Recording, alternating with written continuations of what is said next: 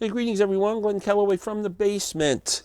Back with another in my series of This Was the Greatest Year in Music and 16 albums to prove it. This year, I've only got two more of these to go, 76 and 79, and today we're going to do 1976. I double dog dare you to find a better year in the history of music than 1976. Does that sound sincere? I don't really think 1976 was the greatest year in music. But there was a lot of iconic albums that I'm not even going to show today that some of you may be, if you're the right age, you might think this year just blows all the others away. So I would not argue against you. So let's get started. Number 16, I am going with an album that a lot of people will probably rank higher. The Eagles' Hotel California. Just a monster album in 1976. My issue is that I was a huge Joe Walsh fan. He was putting out some great records, and I was a huge Eagles fan. I loved those first four Eagles albums with the original band, and then Joe joins the Eagles, and it just changed everything. For me, not for the better. I think it was a detriment to Joe's solo career, and the Eagles sound just was not what I was into. But Hotel California. It does have my favorite Eagles song on, though, The Last Resort. So, number 16, Hotel California.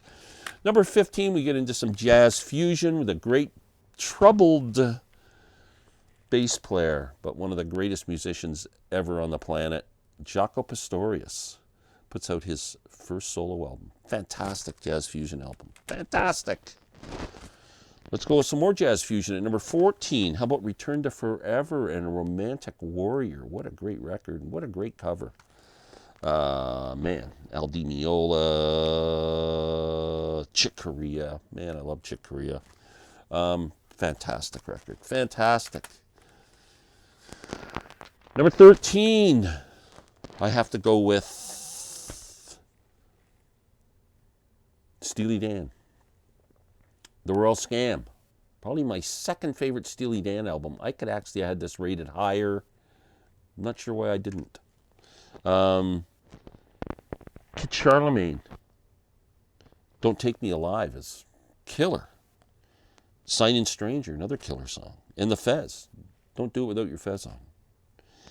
Green Earrings. Haitian Divorce. Everything You Did. The Royal Scam. I might have to give this album a listen to do. That's pretty good. Wow. Number 12, Jackson Browne, The Pretender.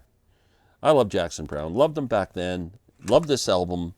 But I think Jackson peaked at Late for the Sky after the third album. That was his peak period. This is still a pretty strong album, but it has Linda Paloma on it, which really is not that good. And I think The Only Child kind of sucks, too. There's a couple of songs on here that just aren't... There's a bit of filler on this, but with some great tracks. But anyway, The Pretender. Great album. Number 11. Going with Genesis. Without Peter Gabriel. Proves they could do it, man. Trick of the Tail. Great record. This is kind of a historic record because it was in George Harrison's collection at one time. There's George's initials on it right there. But this is a really strong album, man. Dance on the Volcano. Squonk is on here. And then side 2 is just like killer. Robbery, Assault, Battery, Ripples, one of my all-time favorite ballads. Trick of the Tail, and Los Endos. You think I could speak Spanish? Por favor, lo siento. Okay, number 10, top 10. Rush, 2112. The Palindrome album. It spells the same, frontward and backwards. Not Rush, 2112. Yeah, this is a great album. It just flows so good with the overture and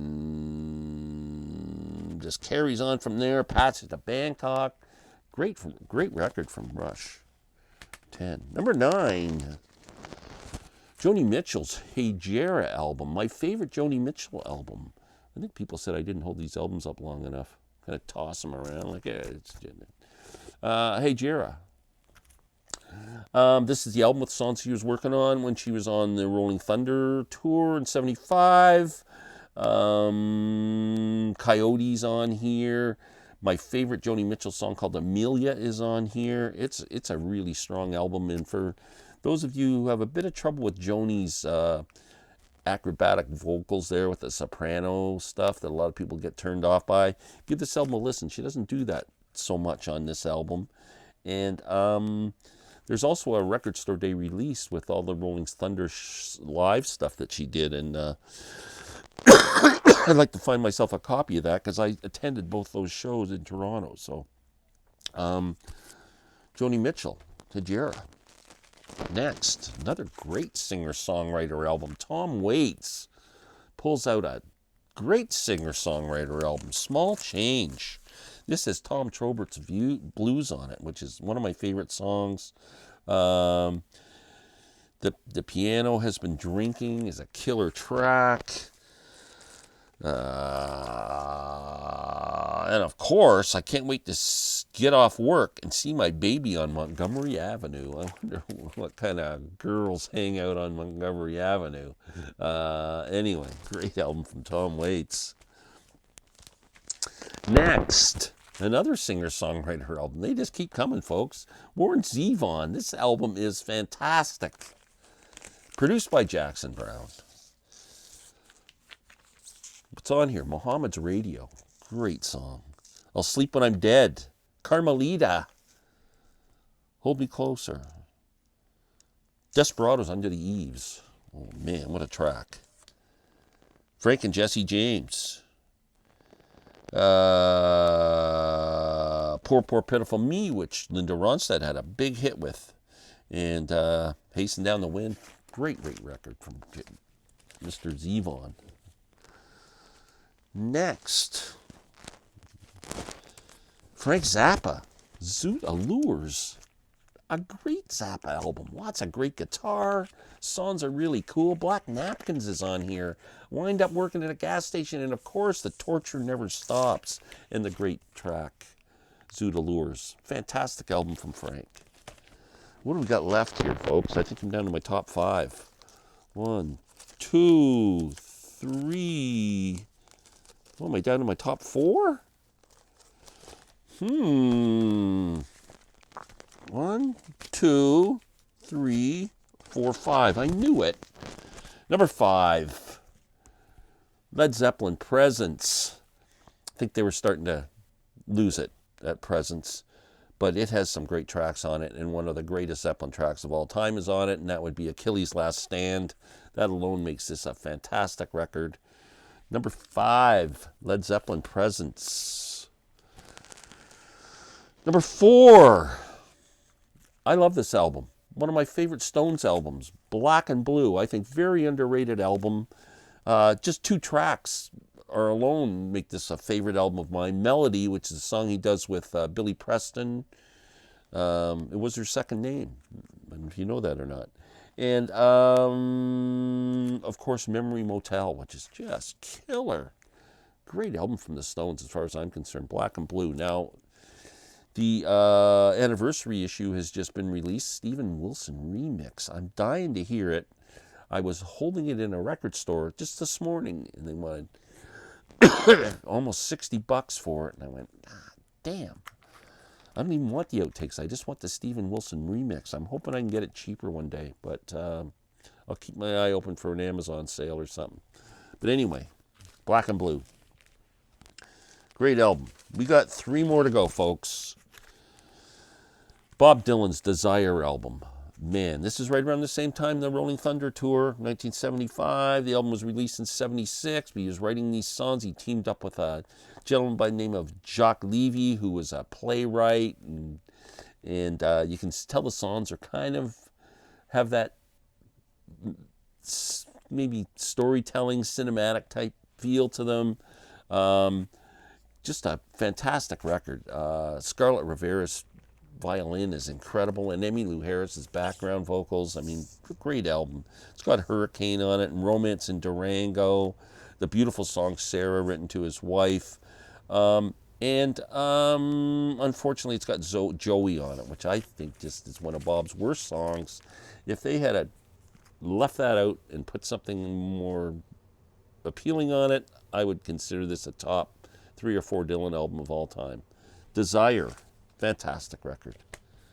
Number 2, Bowie puts out, I'm telling you, I know people love Hunky Dory and Ziggy, but I'm telling you, this is arguably one of the best albums of the 70s. 1976 is Station to Station. Song Station to Station is great. Golden Years was a big hit for David. TVC 1.5, my TVC 1.5. And Stay, and of course the great version of Wild as the Wind, which is a song that Nina Simone owned, but Mr. Bowie does an incredible job on. And this is, wow, incredible record from David Bowie. What's number 1? Can we get ourselves a drum roll? This is a genius album. Not an album I play all the time, but I have tremendous amount of respect for it. The genius of Stevie Wonder comes through with Songs in the Key of Life. I don't see how anybody could make a list in 1976 music, serious music listeners, and would not say this is the greatest album of 1976. Wow. Sir Duke's on here. What else is on here? I'm drawing a blank. Sir Duke, Isn't She Lovely? And what's the other big hit? Come on. I Wish. Jeez. Oh, man. And then the side of music which is If It's Magic, As, Another Star, and it's just the most beautiful side of music ever. Stevie plays a lot of instruments on here, has a ton of great artists backing him up on here. I mean, it's just a brilliant, brilliant record. Has to be number 1 is Stevie Wonder's Songs in the Key of Life. There, you have it. That is 1976 being the greatest year in music. And those were 16 albums to prove it. Now, it's your guys' turn. Let me know what you got. And thank you. Take care.